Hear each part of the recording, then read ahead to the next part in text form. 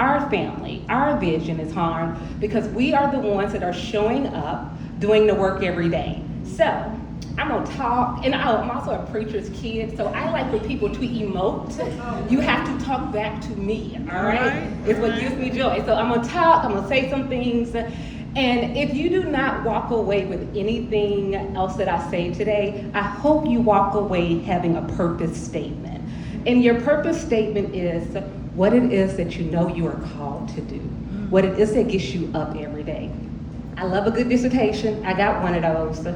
It is not supposed to be a dissertation because it is what you are able to pull from when the people playing up in your face. All right, which they're gonna do when you're operating in purpose.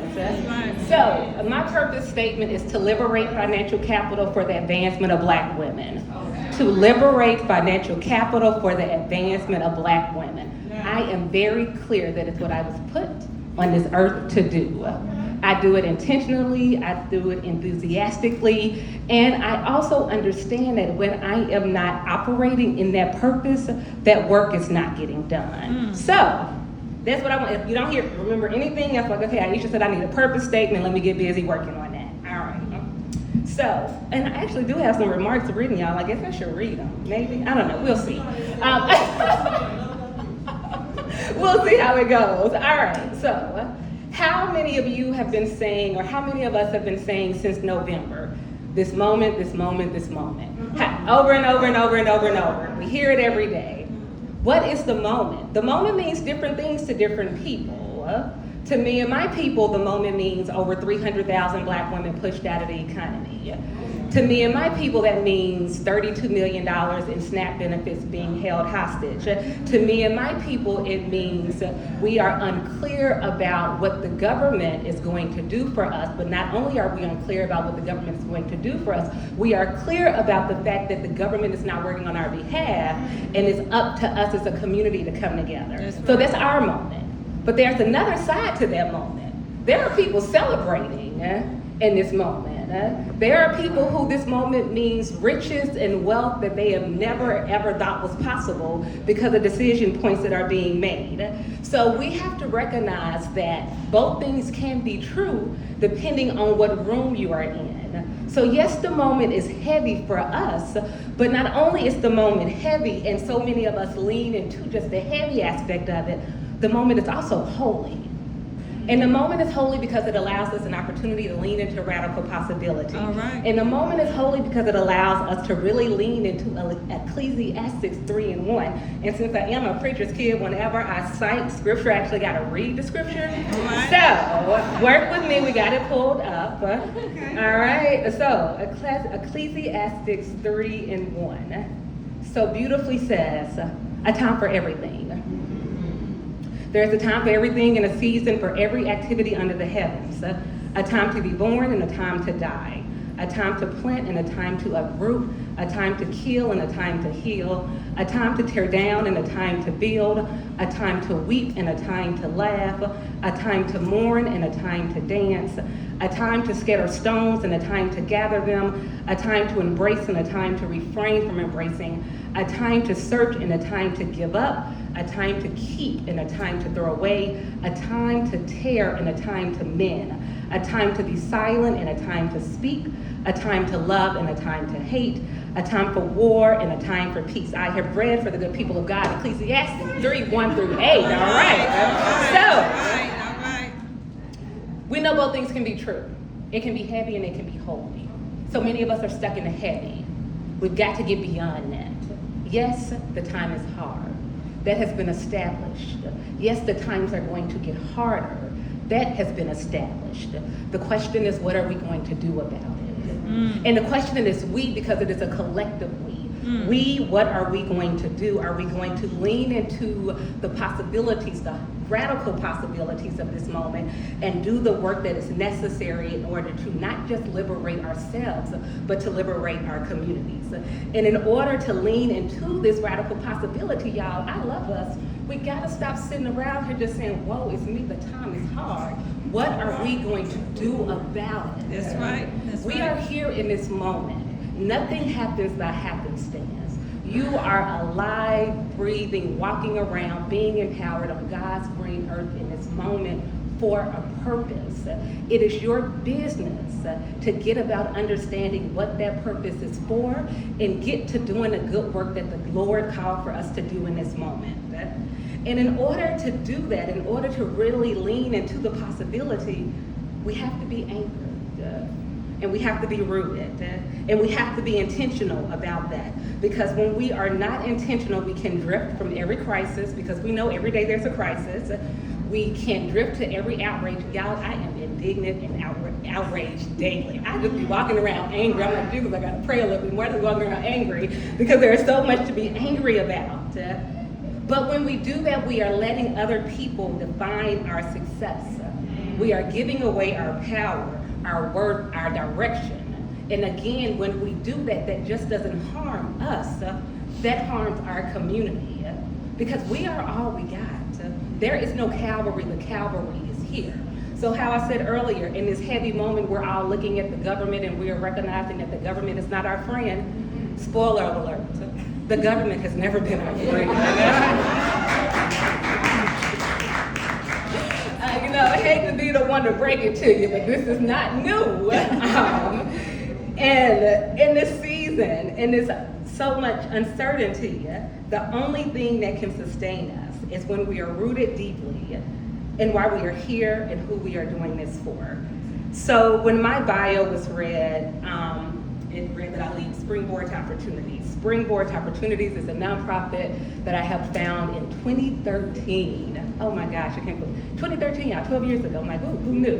In 2013, that centers the needs of families living in federally subsidized affordable housing and helping to design programs that help them advance in life, school, and work. And I knew that in helping to design and start that work, that the road would not be easy, because another spoiler alert, we don't trust poor people.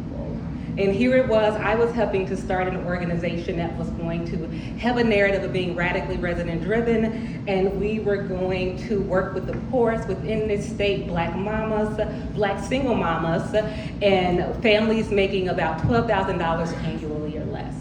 And we were going to center their needs and their dreams into the equation of change. We were not going to come in and say, this is what you have to do, this is what you must do. We are going to say, what is it that you want for your life and how do we support? And so we knew that that would not be easy, but I was anchored in my purpose, and I was able to be anchored in my purpose because I know my family's history and I know my lineage. As Melanie said, I am very clear from which I come from. I am the ancestor of Dr. Elsie Dorsey, who was a veteran of the Civil Rights Movement. I am the daughter of Cynthia Dorsey Smith, a proud Tougaloo graduate and social worker, as well as the daughter of Archie Smith, an elder within the AME Church and a businessman. And so when you are rooted in your lineage, when the tides come, as they will, you are not distracted. All right. And so when we were starting Springboard, it was not easy, and no one ever says that purpose is easy, but I knew what it was that we were doing was necessary and vital for the families that we work in. And I am constantly reminded of the beauty and intentionality of my work. A couple of weeks ago, I spent the morning at the Children's Museum with some of the women that we work with. And I don't get an opportunity often to be in community anymore because I travel a lot. It takes a lot of money to liberate capital, and so I have to travel in order to raise the money. But whenever I am here and we're doing something with our families, I try to participate. So we were at the Children's Museum, and I was watching these women. Many women that we work with face every systemic barrier that you can name. I was watching them just operate in joy, watching their babies run around, climb. And y'all know the Children's Museum feels very, very dangerous if y'all have been there with the kids. It's a lot happening. But the kids are just climbing and being free and being kids. And one of the moms came up to me and said, Dr. Aisha, I never get to just watch my kids play. I'm always working or worrying, but today I just got to be. And that's the work. When I think about what it is that I do, that's it.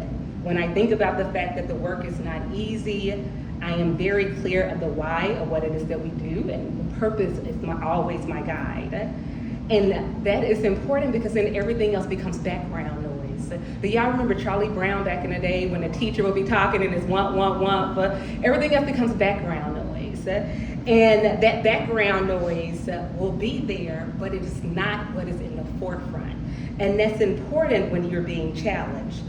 A few years ago, in 2018, when Melanie was reading my bio, we launched the Magnolia Mothers Trust. And now when people think of guaranteed income or cash without restrictions of the Magnolia Mothers Trust, it's always a beautiful, glossy story about how that work got started. In 2017, when we were dreaming about this work, there was nothing beautiful or glossy. I was saying to folks that we are going to give Black women living in poverty cash without restrictions. People were calling me everything but a child of God. People were telling me it was not possible. People were telling me what it was that my people deserved. People were telling me what it was that my people should be happy with. And people also, quite frankly, were saying, who do you think you are? And how are you going to raise this money to just give away? All right. That was in 2017. We launched the Magnolia Mothers Trust in 2018 with 20 mamas. Everybody always like how you raise the money. I'm like, blood, sweat, and Jesus Christ is how we raised the money for the first 20 moms. But I knew that what it was that we were doing was not my design. I was very clear, and I'm still very clear, even with all of the accolades that have come with the Magnolia Mothers Trust.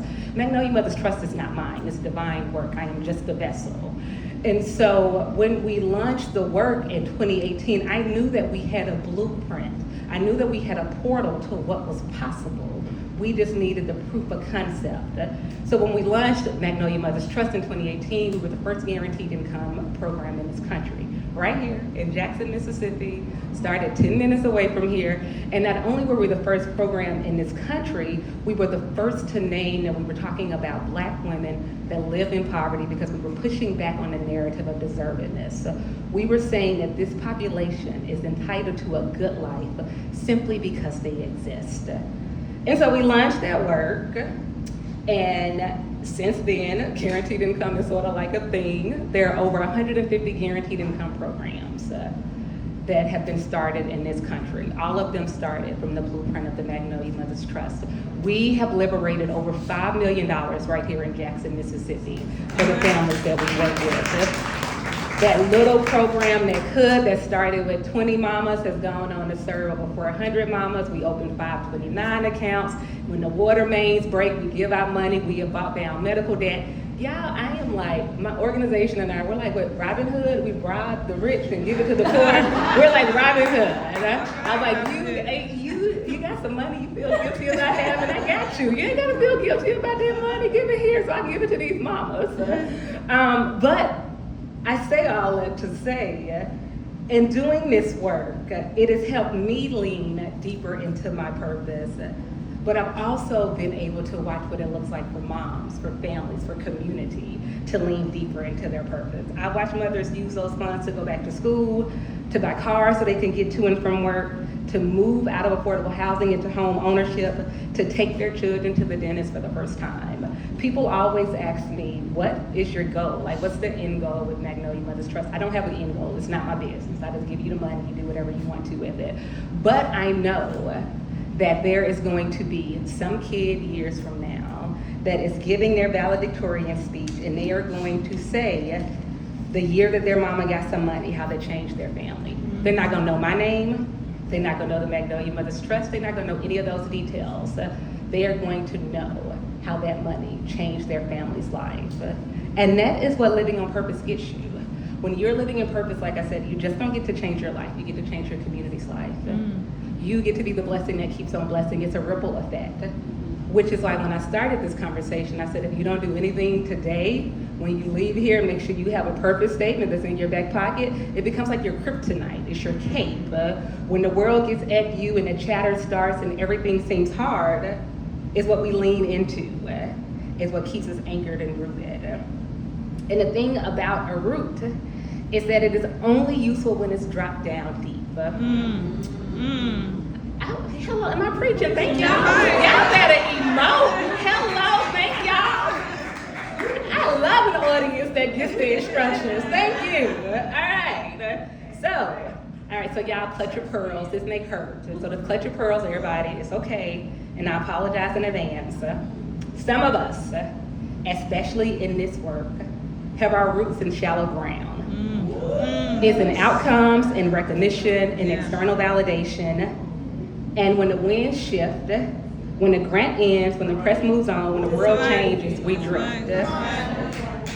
So, the question that I have been sitting with, knowing that roots must be set deep in your values and your people and your love so that you can withstand any storm, the question that I'm sitting with and that I invite you all to sit with too is this: where are you rooted right now? All right.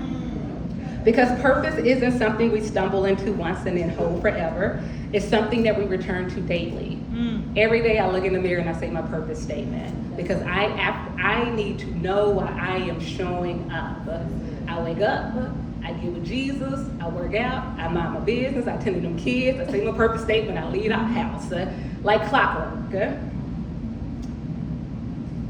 Purpose is the steady heartbeat underneath all the chaos. And all of this, everything becomes the background noise. And this moment, like I said, we keep talking about, we're living in, it's messy, yet it's beautiful, and it's a demanding moment. It requires all of us to have our roots anchored deeper, to remember that we're not just here to do good work, we're here to do purposeful work connected to our beautiful lineage, work connected to our beautiful community, work that feeds our soul, work that leaves people seen, safe, and free. So, think about a time in the last few months, and I really want you to think about this, where you have felt most aligned, where you have felt clear, where you have felt as if you were working on purpose. And the definition that I use when I think about purpose is to live and lead from a life which gives you meaning. Think about a time in which you felt clear and were operating in purpose. What were you doing? Who were you with? That feeling, that clarity, that's what we need to nurture. All right. Because purpose is not found in noise. It's found in stillness. It's found with God. So I'm gonna go back to scripture because, again, I'm a preacher's kid, so we got to stay on theme. All right. One of the scriptures that I turn to all the time when I am thinking about stillness is, give me insight to do what it is that you would have me to do. My whole life, one long obedient response. And being in stillness and having the insight, it requires that we trust what we know to be true, even when the systems tell us otherwise. It requires us to lead with empathy and to measure success by how much freedom and dignity we help create, not by how much power we hold. And most of all, it requires us to stay rooted in love and joy in one another, rooted in purpose, to live a life from that which gives us meaning. There's a quote from the poet Lucille Clifton that I carry with me everywhere. She wrote, "Come celebrate with me that every day something has tried to kill me and has failed. Every day something tries to put us off course, despair, distraction, doubt. But here we are, still standing, still serving, still believing." So my invitation, again, know your purpose. Be rooted in your purpose. Leave this space today, returning to your roots, letting your purpose be your compass. And remember, what it is that you have to offer to the world is not just for your own self-edification. You are the prayers. You are the answer to the prayers that are being prayed right now. You are the dreams of our ancestors that were dreamt on this land. You just don't need it. Your family just doesn't need it. Your world needs it. The world needs the truth of who you are. So let's get busy. Let's get on purpose. Thank you.